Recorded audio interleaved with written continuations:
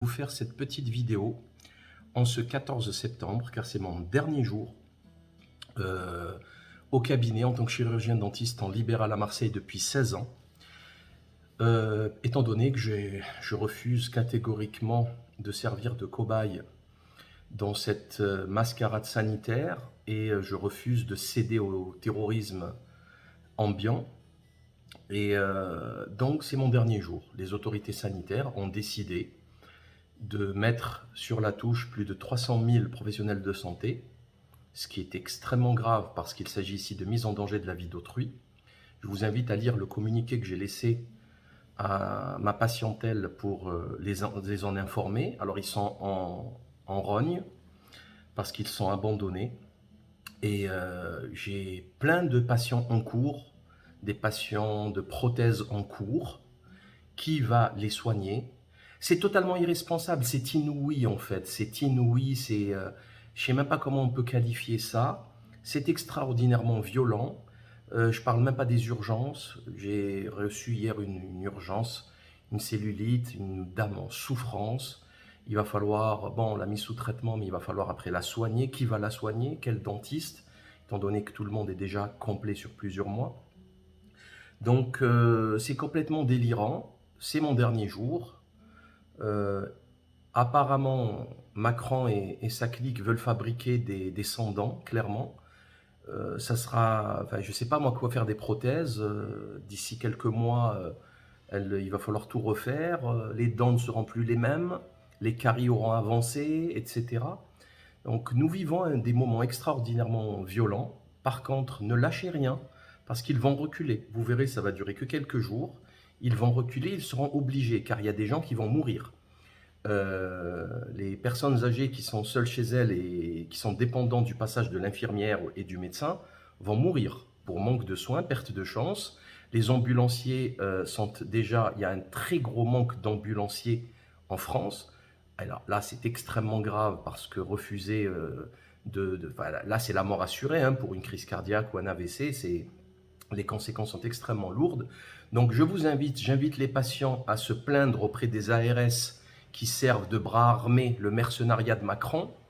Je vous invite à envoyer aussi aux conseils ordinaux des professionnels de santé je parle des patients qui n'ont plus de praticiens, ou au ministère de la Santé. Vous verrez les coordonnées, c'est simple à trouver.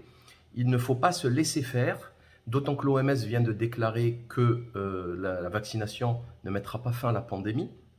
La vaccination, donc, ne permet pas de mettre fin à la maladie et notamment ne permet pas d'arrêter la contagiosité et tout simplement de tomber malade.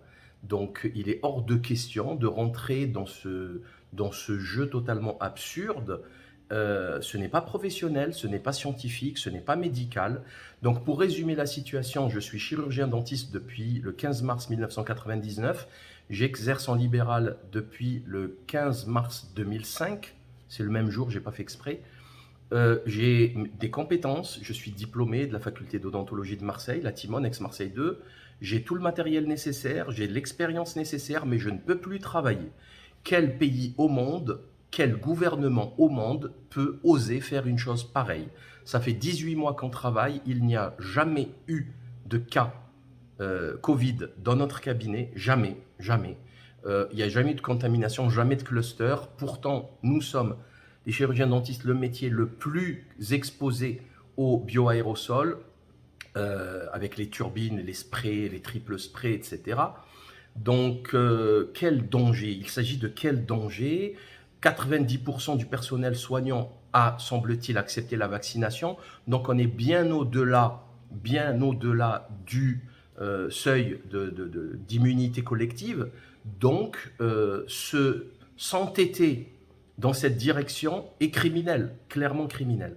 Je voulais également, donc on ne lâche rien, hein, je crois que vous l'aurez compris, des plaintes seront déposées contre toutes les personnes qui seront responsables de ce délit. Moi, je considère comme un délit. Je vous invite aussi demain au tribunal, à la 11e chambre, au tribunal judiciaire de Marseille, pour une procédure, pour une plainte que j'ai déposée contre la police nationale, contre certains membres de la police, pour violence volontaire et piétinement de mes droits de citoyen, de manifester. C'était le 1er novembre 2020. Et je vous garantis que ça va être un moment quand même assez rare. Vous allez voir, il y a des bonnes nouvelles et de mauvaises nouvelles, mais de très bonnes nouvelles. Parce qu'il y a des mauvais flics, mais il y a aussi d'excellents flics, vraiment d'excellents flics, vous pourrez le voir demain. Donc si vous voulez assister à une audience publique, bien entendu, téléphone sur vibreur, aucun commentaire, assis sagement, écoutez ce qui s'est passé.